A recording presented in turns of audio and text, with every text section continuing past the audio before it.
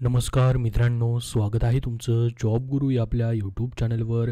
मित्रांनो, जिल्हा न्यायालय पदभरती 2023मधील लिपिक, शिपाई हमाल आणि स्टेनो या पदांसाठी तुम्ही फॉर्म भरलेले होते. आता मित्रांनो, शिपाई हमाल पदासाठी आणि लिपिक पदासाठी टायपिंग टेस्ट आणि स्वच्छता चापल्य चाचणीसाठी तुमचे वेळापत्रक आलेले आहेत. फक्त लिपिकचे अजून वेळापत्रक आलेले नाहीत, परंतु शिपाई हमालचे वेळापत्रक आलेत. त्यानुसार तुमचे मित्रांनो संपूर्ण PDF फाईल जे आहेत मी आपल्या टेलिग्राम चॅनलवरती दिलेले आहेत. पहा, जेवढे पण आलेले आहेत आतापर्यंत वेळापत्रक, त्याची लिंक तुम्हाला डिस्क्रिप्शन बॉक्समध्ये आपल्या पाहायला भेटेल. इथून तुम्ही पाहू शकतात. तर मग बघा मित्रांनो, आता तुम्हाला डॉक्युमेंट जे आहेत या ठिकाणी कुठले कुठले घेऊन जावे लागतील. स्वच्छता चापल्य चाचणीसाठी डॉक्युमेंट घेऊन जायचे की मुलाखतीला जायचे, मग मुलाखतीला घेऊन जायचे तर कुठले कुठले घेऊन जायचे. त्याचसोबत मित्रांनो एक प्रमाणपत्र तुम्हाला जे महत्त्वाचं आहे, चारित्र्य प्रमाणपत्र, हे कुणाकडून घ्यायचं, कसं भरायचं, हे कधी तुम्हाला द्यावं लागणार आहे, ती देखील माहिती आपण या व्हिडिओमध्ये बघणार आहोत. त्याच्या अगोदर एक महत्त्वाची माहिती, ती म्हणजे शिपाई हमाल पदासाठी जे मित्रांनो आता सध्या वेळापत्रक आलेत त्याच्यासाठी बघा मित्रांनो, जसं की तुम्हाला एक वेळापत्रक मी दाखवतो. अमरावती जिल्हा न्यायालयाचं वेळापत्रक तुमच्यासमोर मी ओपन केलेलं आहे. इथं बघा मित्रांनो, 1 ऑगस्टपासून ते या ठिकाणी 5 ऑगस्ट 2024पर्यंत सुट्टीचे दिवस वगळून तुम्हाला काय करायचं आहे, तुमचा फॉर्म भरलेला बघा सर्व पात्र उमेदवारांनी शिपाई पदाकरिता. आता मी हे तुम्हाला डबल का सांगतोय, तर याच्यामध्ये अजून थोडे मित्रांनो चेंजेस आहेत, ते नीट ऐका, तुम्हाला समजेल. या ठिकाणी पात्र उमेदवारांनी शिपाई पदाकरिता केलेल्या अर्जाची प्रत, चाळणी परीक्षेच्या वेळी वापरण्यात आलेले मूळ प्रवेशपत्र, ओरिजिनल ॲडमिट कार्ड, तसेच सदरहू प्रवेशपत्राची सुसंक्षेपित प्रत आणि 2 रंगीत फोटो. बघा आता या ठिकाणी अजून 2 फोटो देखील तुम्हाला लागणार आहेत. फोटो देखील जाताना तिथं सोबत ठेवा. तुम्ही गेला डिस्ट्रिक्ट कोर्टला आणि फोटोच नाहीत तर मग बाहेर तुम्हाला फोटो काढायला वगैरे जावं लागेल जर त्यांनी मागितले तर. कारण की इतर जिल्हा न्यायालयाच्या ही जे रिक्रुटमेंट कॅलेंडर आले त्यामध्ये अशी माहिती नाही, फक्त अमरावती जिल्हा न्यायालयाच्या याच्यामध्ये अशी माहिती आहे. त्याच्यामुळे सांगतोय सोबत असू द्या. काय काय अजून तुम्हाला सोबत ठेवायचे पहा. हे फक्त कायसाठी सांगतोय मित्रांनो, मी तुमचा अर्ज आणि तुमचं प्रवेशपत्र तपासणीसाठी 1 ते 5 ऑगस्ट दरम्यान तुम्हाला जायचे, त्याच्या वेळेस सांगतो मी तुम्हाला. स्वच्छता चापल्य चाचणीनंतर काय डॉक्युमेंट लागणार आहेत ते व्हिडिओच्या शेवटी सांगणारच मी तुम्हाला. तर बघा, मूळ प्रवेशपत्र वगैरे आणि त्याच्या झेरॉक्स देखील घेऊन जायचे, सोबत 2 रंगीत फोटो देखील तुम्हाला घेऊन जायचे आणि प्रत्यक्ष हजर राहून मित्रांनो हे सादर करायचे, दुसऱ्याकडे द्यायचं नाही. लक्षात राहू द्या, प्रत्यक्ष हजर राहायचे. तुम्ही आपल्या अर्जाची व प्रवेशपत्राची पडताळणी करून मूळ प्रवेशपत्र तुम्हाला परत घ्यायचं आहे माघारी तुमचं.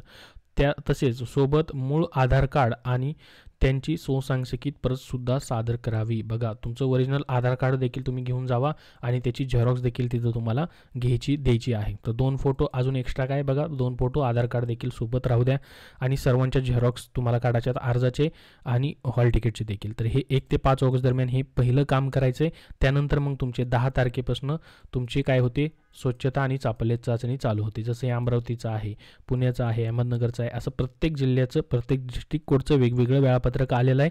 त्यानुसार तुम्हाला पाहून जायचं आहे तुमची स्वच्छता आणि चापल्य चाचणीसाठी.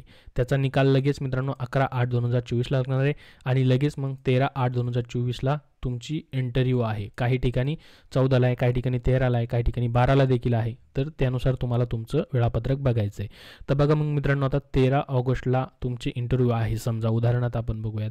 तर त्यावेळेस तुम्हाला डॉक्युमेंट घेऊन जायचे असतात मित्रांनो. तुम्हाला आता सध्या डॉक्युमेंट लागत नाहीत. स्वच्छता चापल्य चाचणी जी आहे त्यावेळेस डॉक्युमेंट मागितले जात नाहीत तुमची, ठीक आहे. तुम्हाला मुलाखतीच्या वेळी डॉक्युमेंट लागतात. बघा, ज्या उमेदवाराला मुलाखतीसाठी बोलवले जाईल त्यानं मुलाखतीच्या वेळी खालील प्रमाणपत्राच्या संक्षेपित प्रती व अर्ज केलेल्या पदानुसार त्यांच्या मूळ प्रती पडताळणीच्या उद्देशाने जिल्हा न्यायालयाच्या संबंधित प्रबंधाकडे सादर करणं आवश्यक आहे.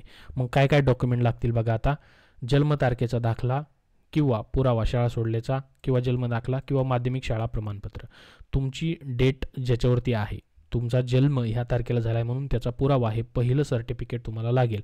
मग शाळा सोडल्याचा दाखलाही देऊ शकता किंवा या ठिकाणी 10वीची तुमची जी मित्रांनो सनद असते त्यावरती तुमची जन्मतारीख असते तेही देऊ शकता. 2 नंबरचं डॉक्युमेंट काय लागेल बघा, अर्हता परीक्षा, पदवी परीक्षा उत्तीर्ण झाल्याचं प्रमाणपत्र. अर्हता परीक्षा, पदवी परीक्षामध्ये मिळवलेल्या गुणांची गुणपत्रिका. बघा, इथं तुम्हाला प्रमाणपत्र देखील पाहिजे, म्हणजे या ठिकाणी मित्रांनो सर्टिफिकेट जे असतं तेही लागणार आहे आणि या ठिकाणी मित्रांनो तुमची मार्कशीट देखील लागणार आहे. इथं सर्वांनी लक्ष देऊन हे तुम्हाला महत्त्वाचं मित्रांनो देणं गरजेचं आहे, ठीक आहे. हे तुमचे डॉक्युमेंट, दोन्ही डॉक्युमेंट त्या ठिकाणी तुम्हाला लागणार आहेत. तुम्ही फक्त मार्कशीटच घेऊन गेलात आणि या ठिकाणी सर्टिफिकेट नाही नेलं तर मग तिथं रिजेक्ट व्हाल मित्रांनो. दोन्ही डॉक्युमेंट ओरिजिनल लागणार ते पण, जसं की 10वी 12वीला असेल 2 डॉक्युमेंट भेटतात तुमचे, एक मार्कशीट असते आणि एक सनद म्हणजे या ठिकाणी एक सर्टिफिकेट असतं बघा, ते दोन्ही तुम्हाला घेऊन जायचं आहे. ठीक आहे, संपूर्ण शैक्षणिक कागदपत्रे तुम्हाला लागतील, सर्टिफिकेट आणि मार्कशीट. त्यानंतर 2 सन्मान्य व्यक्तींनी दिलेली चारित्र्य प्रमाणपत्रे. आता चारित्र्य प्रमाणपत्र बघा अशा पद्धतीने आहे, हे 2 प्रिंटेच्या काढायच्या तुम्हाला. ठीक आहे, आणि 2 वेगवेगळ्या व्यक्तींचे द्यायचे आहेत. मग मित्रांनो तुम्ही म्हणाल की या ठिकाणी आमच्याकडं जुनं आहे ते चालेल का, तर बघा त्यांनी काय म्हटलं आहे, जाहिरात प्रसिद्ध झाल्याच्या तारखेस म्हटले त्यांनी, किंवा नंतर दिलेले, म्हणजे जाहिरात आल्यानंतर, म्हणजे आत्ता दिलं नवीन काढलं तरी चालेल, परंतु जाहिरात प्रसिद्ध झाल्याच्या तारखेस पाहिजे, किंवा जाहिरात प्रसिद्ध झाल्यानंतर नंतरच्या तारखेचं दिलं तरी या ठिकाणी चालेल. मग प्रमाणपत्र कसं पाहिजे बघा, ज्यांचं प्रमाणपत्र तुम्ही 2 व्यक्तीचं घेणार त्यांचं नाव, त्यांचं पदनाम पूर्ण टपाल पत्त्यासह या ठिकाणी पाहिजे. उमेदवाराचे नैतिक चारित्र्य चांगले असल्याचे प्रमाणित करणारे या जाहिरातीबरोबर दिलेल्या विहित नमुन्यातच तुम्हाला ते द्यायचं आहे. तर बघा हा नमुना आहे, हे प्रमाणपत्र आहे, याची PDF फाईल लिंक डिस्क्रिप्शन बॉक्समध्ये आपल्या टेलिग्राम चॅनलवरती तुम्हाला देतो आहे. बघा प्रमाणपत्र कसं भरायचं आहे, प्रमाणित करण्यात येते की श्री श्रीमती कुमारी. आता या ठिकाणी तुम्ही स्त्री आहात तर तुमचं नाव इथं टाकायचं आहे, कुमारी असाल तर कुमारी करायचं आहे, या ठिकाणी तुमचं नाव टाकायचं आहे. ठीक आहे, त्यानंतर श्री म्हणजे इथं तुमच्या वडिलांचं नाव, किंवा लग्न झाले असेल तर पतीचं नाव, यांचा मुलगा मुलगी पत्नी या ठिकाणी बघा लिहिलेलं आहे त्यांनी. तर येथील रहिवासी असून ते त्या गेल्या इथं किती वर्षापासून तुम्हाला ते ओळखतात, ज्यांचं प्रमाणपत्र घेताय तुम्ही त्यांचं इथे लिहायचं आहे. जसं की 5 वर्षापासून पुढे ओळखतायत, किंवा 6 वर्ष, किंवा 10 वर्ष, 15 वर्ष, ते माझ्या चांगल्या परिचयाचे आहेत. माझ्या माहिती आणि विश्वासानुसार त्यांचे तिचे नैतिक चारित्र्य चांगले आहे आणि तिची वर्तणूक प्रतिकूल नाही. तो ती माझे नातेवाईक नाही. लक्षात घ्या, प्रमाणपत्र हे चारित्र्याचं घेताना लक्षात राहू द्या, नातेवाईकाचं तुमच्या घ्यायचं नाही. ठीक आहे, नातेवाईक असतील तर चालणार नाही, नातेवाईकाचं घ्यायचं नाही. तुमचे मित्र असतील वगैरे कोण दुसरं त्यांचं घेतलं तरी चालेल. इथं ठिकाण लिहायचं आहे, कुठून घेतलं आहे ते, आणि इथं दिनांक लिहायचे, कधी घेतलं हे प्रमाणपत्र, ते त्यांची सही इथं करायला लावायचे, त्यांचं नाव इथं टाकायचं आहे, त्यांचा पूर्ण पत्ता, पोस्ट ऑफिस सहित पूर्ण पत्ता, त्यांचा मोबाईल नंबर टाकायचा आहे, ज्यांचं प्रमाणपत्र घेतलं आहे त्यांचा मोबाईल नंबर, आणि हे प्रमाणपत्र कुणाचं चालेल.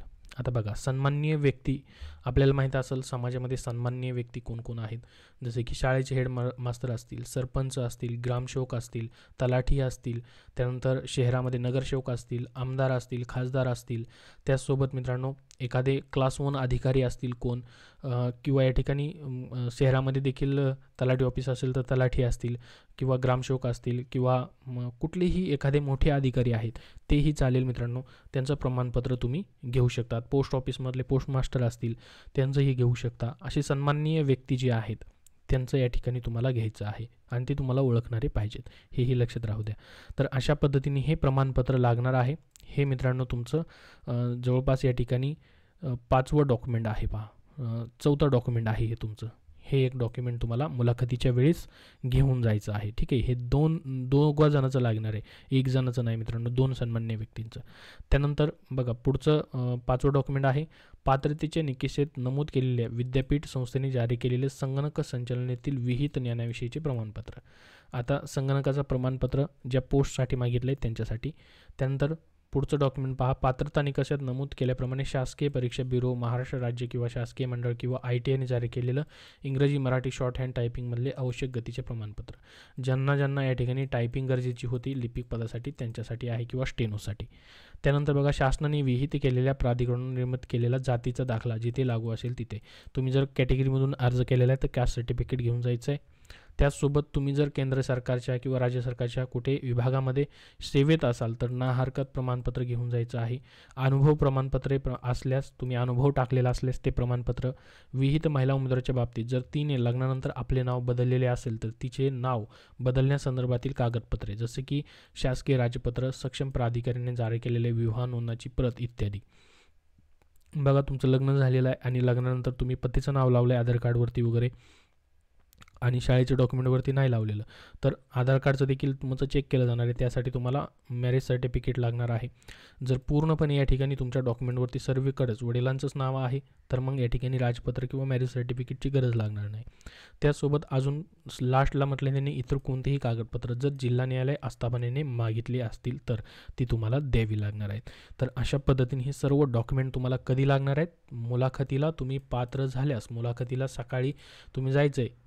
तुमचं सकाळी गेलं की तिथं डॉक्युमेंट व्हेरिफिकेशन होईल आधी आणि त्यानंतर मग 3च्या पुढे किंवा 2च्या पुढे तुमच्या मुलाखती ज्या आहेत त्या चालू होतील. प्रत्येक जिल्हा न्यायालयानुसार वेगवेगळं त्याचं टाईम टेबल असणार आहे.